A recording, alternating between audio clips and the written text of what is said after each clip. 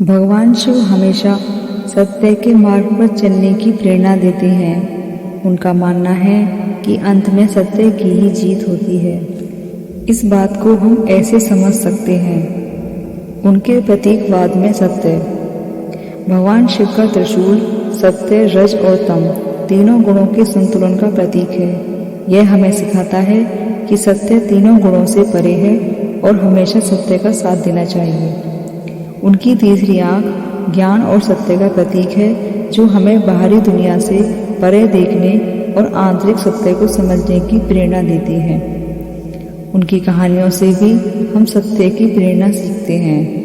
भगवान शिव की कहानियाँ हमें सिखाती हैं कि सत्य हमेशा जीतता है, चाहे परिस्थितियाँ कितनी भी कठिन क्यों ना हो। विष पीने की कहानी और संसार को बचाने की कहानी सत्य के मार्ग पर चलने का उदाहरण है। उनके गुणों से भी हम सत्य की प्रेरणा ले सकते हैं। भगवान शिव को सत्यम शिवम सुंदरम के रूप में जाना जाता है, जिसका अर्थ है सत्य, कल्याण और सुंदरता। वो हमें हर परिस्थिति में सत्य के मार्ग पर चलने की प्रेरणा देते हैं।